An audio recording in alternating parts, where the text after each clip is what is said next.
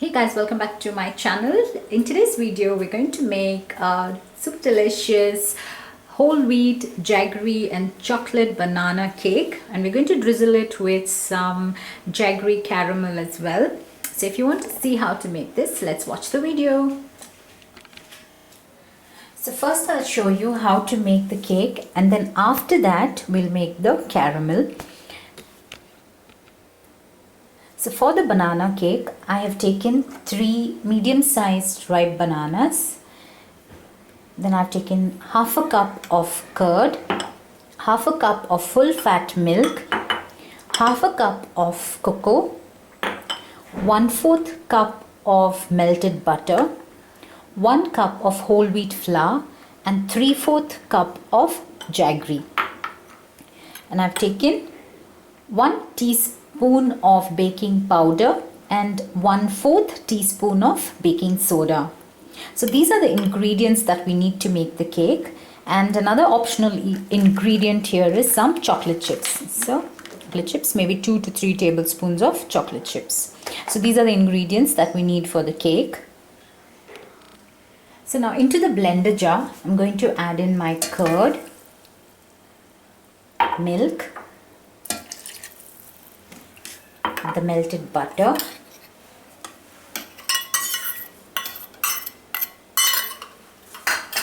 I'm going to add in the cocoa powder, the bananas, and lastly the jaggery. I'm going to blend this into a paste. Now that's blended into a puree. I'm going to keep this aside. Now what I'm going to do is, into a bowl I'm going to take around 2 tablespoons of our chocolate chips. I'm going to take maybe half a teaspoon of flour from the flour we measured, and I'm going to just coat the chocolate chip with flour. We do this so that the chocolate chips do not sink at the bottom of the cake, so we keep this aside. Now into a bowl I'm going to pour in our mixture.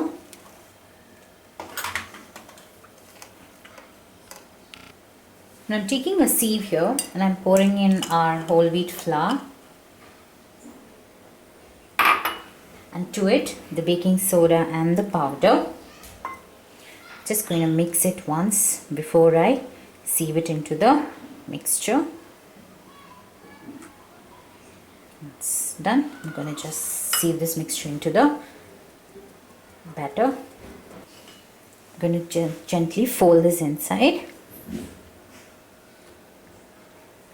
Okay, don't over mix it, just gently fold it in. So that's done. Now I add the chocolate chips to it. I'm going to mix it all in. Now if your batter is a little thick, just add in a tablespoon or 2 of milk or water till you get it into this consistency. Okay, now it's done. Now I'm going to pour it into our baking pan.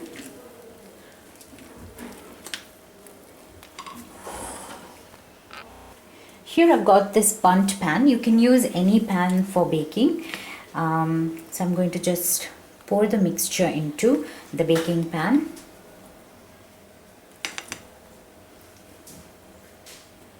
I'm going to give the tin a good tap. So the baking instructions for this would be, we preheat our oven at 180 for 10 minutes and we bake it at 180 for 30 to 35 minutes. So for making the cream-free jaggery caramel, here I have 1 cup of jaggery, 1/4 cup of full-fat milk, I have 1 tablespoon of butter, 2 tablespoons of water, and 1 teaspoon of vanilla essence. So this is all that we need. So while the cake is getting baked, we're going to make the caramel. So I'm taking the jaggery into a pan. I'm going to add in some water. I'm going to let it melt. Okay. So because you're using powder, it melts quickly. If you're using the whole jaggery, then it takes a little bit of time. Now it's melted. We're just going to let it melt completely. To this, I'm going to add in some butter. Let it melt. We're going to wait for the butter to melt and the jaggery to bubble a little bit, so that will thicken. It will take about 2 to 3 minutes for the whole thing to happen. The jaggery and the butter has melted. Now at this stage, I'm going to pour in our milk, and I'm going to quickly mix it in.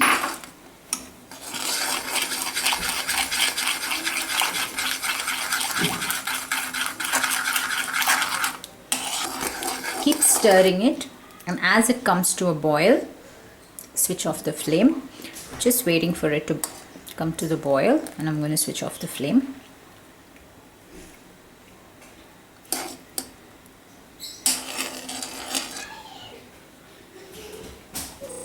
Now you see it's come to a boil. I'm going to switch off the flame. That's it, and I'm going to add in a small teaspoon of vanilla into it. That's it, mix it. That's done. And a pinch of salt. Just a small pinch of salt. I'm just going to add it into it. That's it. Our caramel is ready. Now I'm going to just let it cool and wait for the cake to bake. Now caramel sauce, I've shifted it to a bowl and it's cooled down, and this is how it will look after it is cooled. So it will thicken once it's cooled down. So here I've taken around 2 to 3 tablespoons of peanuts, and I've roasted them and I've crushed them well. Now it's become like this. Now what I'll do is I'm going to just strain them to take out the skin of the peanuts. This is optional, guys. You don't need to do it if you don't want a peanut sprinkle on top. Now our cake is done, and I've let it cool completely before I am going to demold this. So I'm just going to demold our cake. Okay. Because this is a silicone mold, it comes off easily. If you look at it, our cake is ready.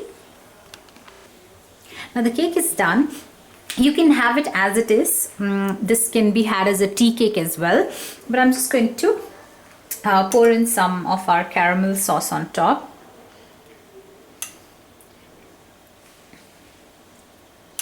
Okay, that's done. And I'm going to sprinkle in some peanuts on top,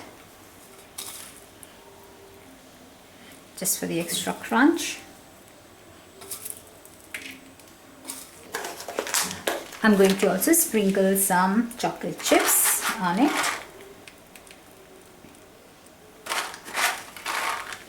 That's it, our cake is done.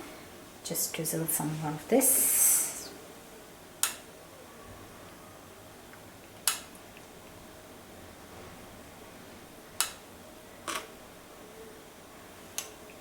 You can store this in the fridge as well, the cream, and you can use it on pancakes and drizzle more over the cake if you are a sweet tooth person like me.